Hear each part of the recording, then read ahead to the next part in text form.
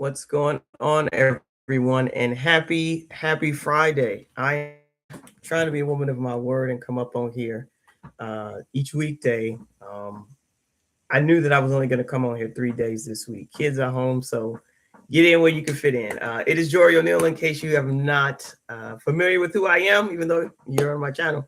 Welcome back to the Talk Your Book. This is day 3 of Unleashed pre-launch series. And this is the one that many of you have been asking me about.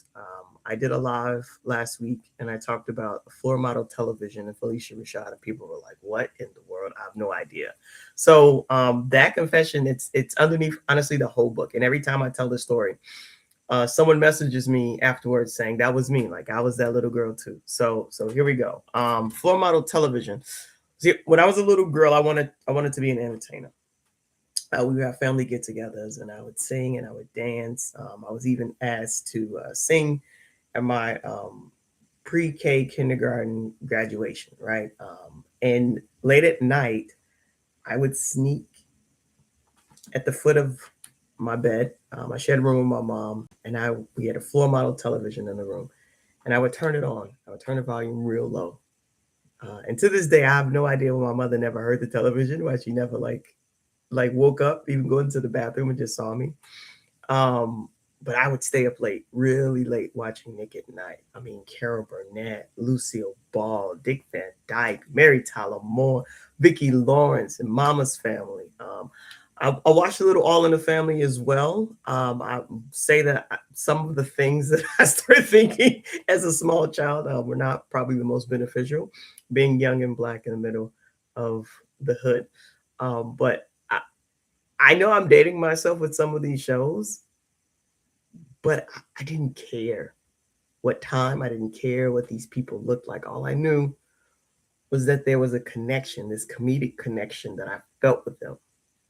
I didn't have words to describe it, right? And these are very unconventional people. I think one of the first series that I bought was a Lucille Ball and Carol Burnett series. These were unconventional women doing things that the status quo said couldn't be done. Mary Tyler Moore not only had her own show, but produced her own show at a time where women were getting pennies on a dollar compared to men. Like these women were breaking barriers and they were doing it on screen in real time. And I wanted in. Right. And so here's the part that I want you to catch. Whether you're a creative, an entrepreneur, or an overwhelmed mom who is listening to this, it was never about getting rich or actually being famous, to be honest with you. It was about this freedom of creation. And honestly, they looked like they were having the time of their lives. They're like they're having a ball. And I wanted that kind of life. I wanted to be free with my creativity. I wanted to be free with the things that I thought and innovation. And before I go on with one more sentence, I want you to hold that idea of freedom. It came up again about a year before I actually left the DOE during a conversation I had with a coach. It was December, and she asked me what are the 3 top values that I had. And I said, freedom, creativity, and autonomy. And if you've ever worked in any educational system, then you know that those 3 are rarely present. And so once I actually named this thing that I had been chasing from 5, 6 years old as a child, once I named it, I could not see it. I could not go after it. And so I want you to hold on to that, because whatever you're chasing right now, the book, the business, the platform, the pivot, the person, check underneath it and see what you're actually after. Because if it's freedom, you're chasing the right thing. If it's the applause, if it's money, if it's fame, I guarantee you're probably going to burn out before you get there. And on that TV screen, I saw for the first time Claire Huxtable. And when I saw her, it locked me in place. Because despite how amazing all these other women were that I was seeing on the screen, the comedic flair that Phylicia Rashad had in conjunction with Bill Cosby it blew my mind. It was the first woman of color I saw on primetime television being funny. not being put in a corner, not being put in blackface. And it was the first time I saw it. Now, this was the first one that I saw. And she wasn't just comic relief. She wasn't just a side character. She was a mother. She was a lawyer. She was a wife. She was the center of her own story. So she had all these hats and she wore them well. But underneath all of them, she was just her. And so this idea, this thought, the circle that I sat in with them women, we spent an hour, I think it was each Wednesday or Tuesday, trying to define what it meant to be good. What does good look like? Who wrote that definition? Whose approval have you been chasing? And in my mind, as a little girl watching at floor model television, the answer to that question had a face. I said, Phylicia Rashad. She's good. Oh, wow, is she good? And that is the good that I guess unknowingly I've been chasing for decades now. So I have a confession to make, and I want you to hear it because it quietly shaped the next 20 years of my life. I'd seen Black women who were lawyers, so becoming a lawyer felt possible. And I chased that dream for a very long time. During my freshman year of high school, I did extemporaneous and impromptu speaking and made the regional speech and debate team as a freshman, a walk on. I orchestrated and conducted hundreds of dollars in revenue for the March of Dimes as a sophomore. I've held my own among individuals at American University as a junior. And as a senior, student council, I ran an entire workshop for pregnant teens in my high school and in the surrounding area so that they would have the resources and access to doctor care. So being an advocate, being an organizer, being a starter, that's something that I was chasing because I saw it. I saw something, I said that's possible, and I went after it. I didn't see a single Black woman doing stand-up comedy though. Not until Whoopi Goldberg. So being a comedian at that time didn't feel possible. So I let that dream go quietly. It wasn't until I saw someone actually doing the thing that I wanted to do that I feel that I could possibly accomplish it. Now I don't know if that's where you're sitting right now, if that resonates with you. And this is a small confession, right? Like I don't know if you was expecting something crazy, but this is the whole engine of the second chapter of my book. And I wanted to translate for it. I wanted to translate it for you for wherever you are today. If you've never seen anyone who looks like you, sounds like you, comes from where you're from, do the thing that you've been called to do, the thing doesn't feel real yet. And that's not because you don't have the gift, it's because you don't have a model. And I sat listening to an interview recently on the Keke Palmer show of Whoopi Goldberg. And the way that she explained her upbringing, the way she explained her method of writing, I was like, you are it. You are my model. I wanted to be a lawyer, graduated, went to St. John's, majored government and politics, concentration in international law, specifically around women and children. And somewhere along the way, I saw Jesus. Jesus became my model. I said, okay, well, all the gifts, all the experiences that I had, how can I make them fit in this mold? And so I double majored in theology. I said, okay, I'm going to become a minister. That's what I'm going to do. I am an ordained minister. But the thing is, once I see someone doing this thing that causes and creates this ripple effect of impact into other people, like I'm convinced that I can do it too. I don't think I'm about to die and raise back from the dead and save people per se, but I will say that the idea of loving people, of treating them the way that they desire to be treated and should be treated as creations of God, as individuals with dignity who deserve dignity. Like I started seeing this blend of things all around me. And I was like, okay, well, I have now multiple models.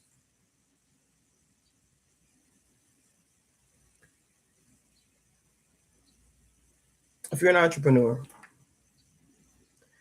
and every founder in your industry looks nothing like you, the doubt that you feel isn't proof that you don't belong there. It's just a symptom of absence. If you're creative and no one in your family is trying to make a living from their gift, you fear what you're carrying isn't yours. It was handed to you by a generation that had no evidence that it was possible. And if you're an overwhelmed business owner and every other person in the room is scaling to seven figures while you're still trying to figure out how to hire your first assistant, right? The shame you feel isn't your fault. You just never sat across from somebody at that stage doing it in a way that felt humane, right? So you're not lacking the gift, you're lacking sight. And sight is fixable. I remember when I first became an entrepreneur in 2020. Prior to that, I would call myself a hustler, not an actual entrepreneur.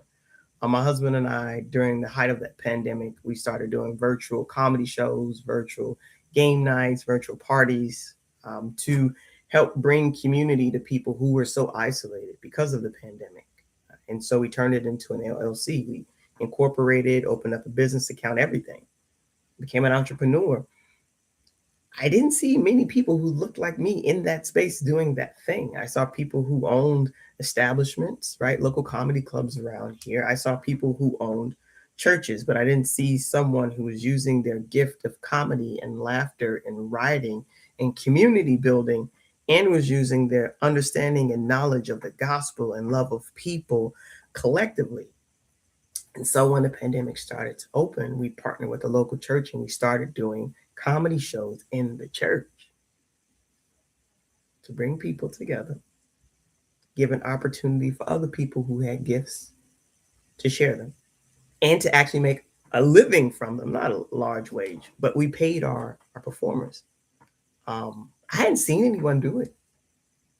I'd seen people do bits and pieces. And so I tried to figure out what that looked like collectively.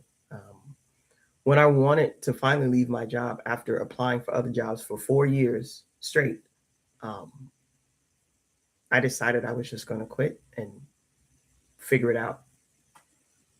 And I saw a woman.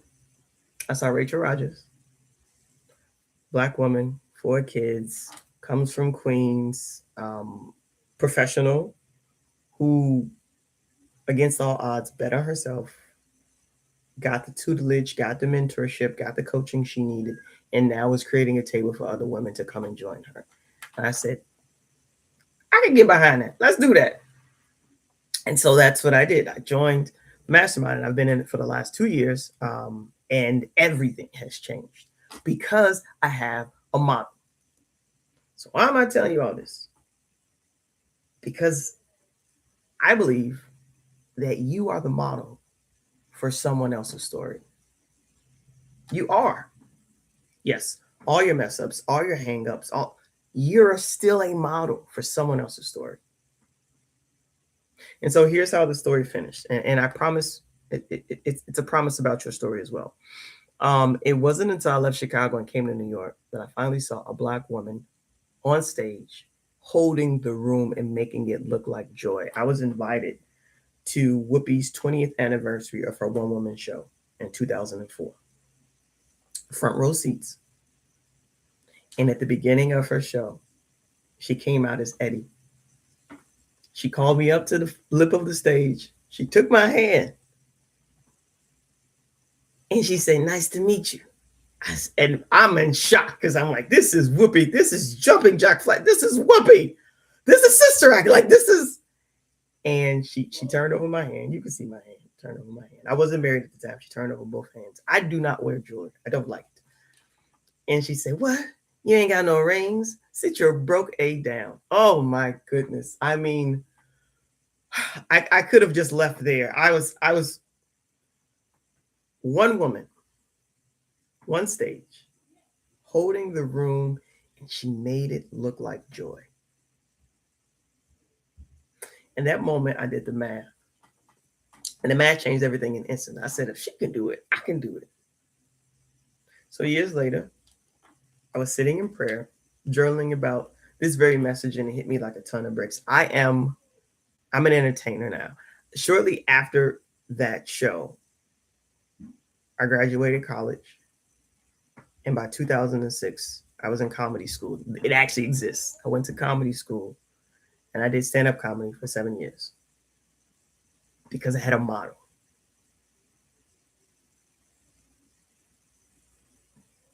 I'm an entertainer now. I've done my own show. I can get my own stage. I make people laugh, and I have impact on people. Everything I watched on that little television, God had planted inside of me all along. It was just unraveling one piece, one place, one space, one state at a time until I could actually receive it. The gift didn't arrive when when I was small.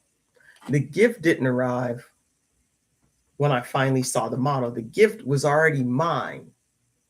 Seeing the model just gave me permission to unleash the gift. You like that? That's nice, right? So, so practically, this is Talk Your Book, so I'm always going to give you practice. I don't care. You're going to get practice. If you need a model, if you need a room, if you need a how-to, right?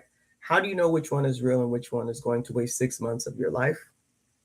My comedy school was 6 months, and it was best 6 months I've spent. I've been on stages with Jim Gaffigan and Caroline's Broadway Comedy Club. Like, I've been in some amazing spaces with some incredible people. But I love the way that Amy Porterfield frames it. She says, she asks 3 questions. Before you invest your money, your time, or your trust in any mentor, any program, any course, any room, any coach, there are some things that you need to understand and know. And I want to present them to you now. Are they actually doing the thing that you want to do? Not just talking about it, but are they actually doing it? Are they?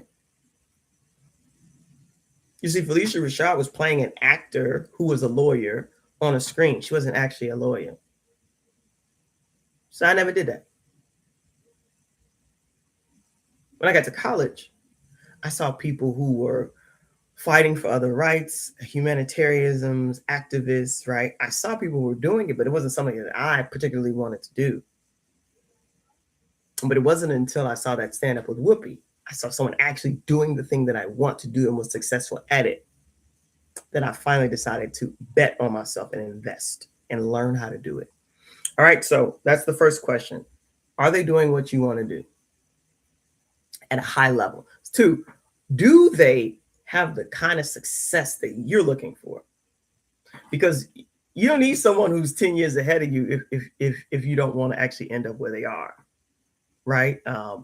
It doesn't make sense to pay for that level of expertise. And I'm gonna keep it a buck with you. So if you're like, you know what, I don't really want to walk on stages and do, cross-continental book tours. If that's not something you want to do, and you just want to sell a couple books to some homies, people in your family, some church members, then the only thing you need to do is figure out somebody who's got that level of success and then go follow them. That's it.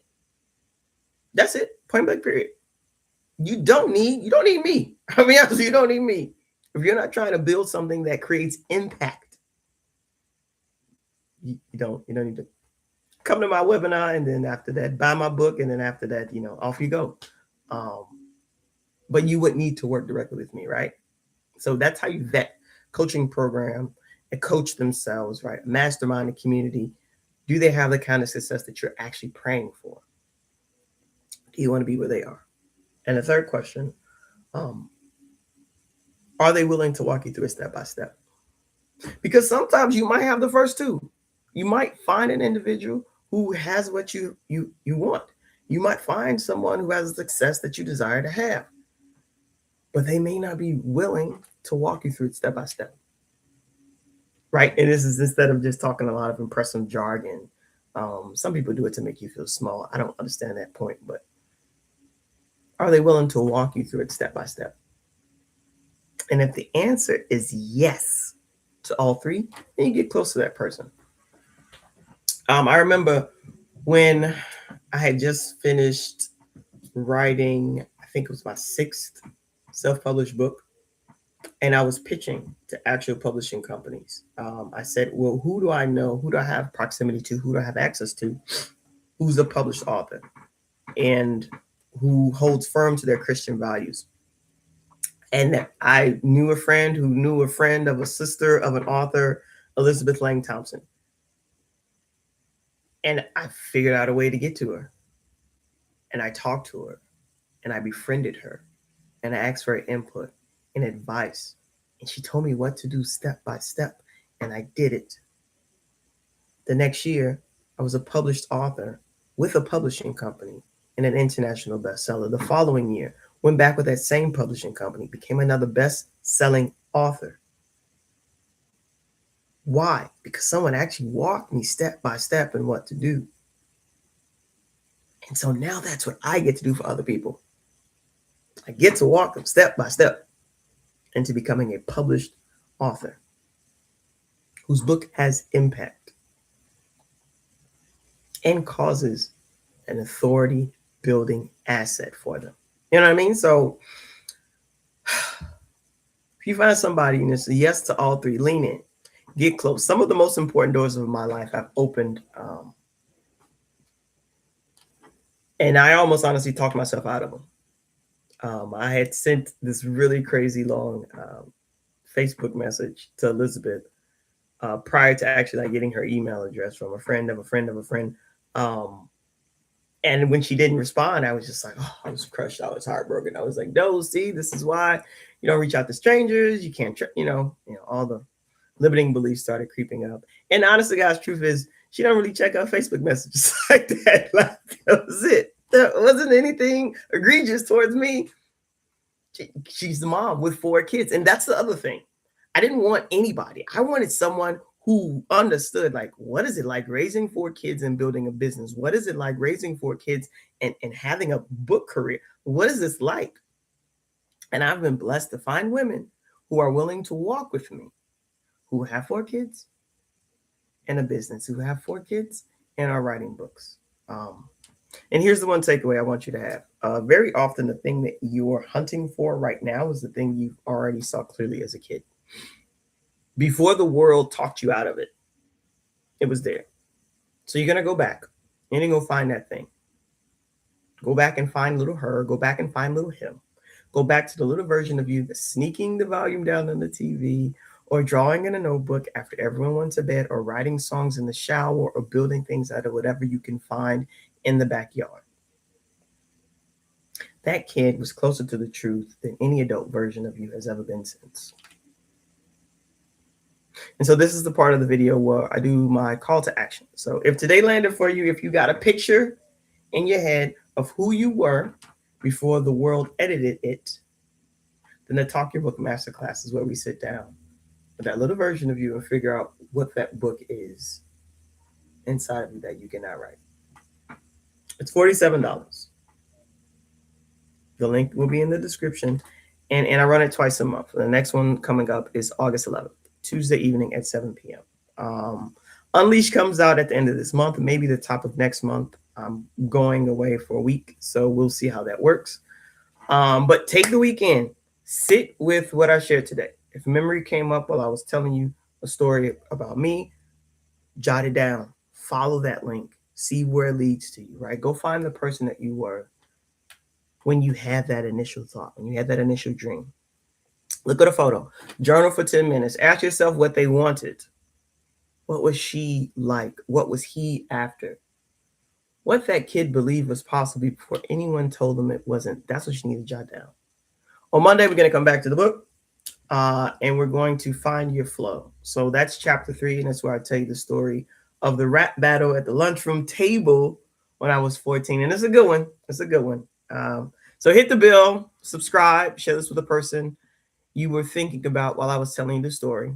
And I will see you back here on Monday between 10 and 11. We did a little late today, but all good. Have a great weekend. Take care. I'll see you next time. Peace.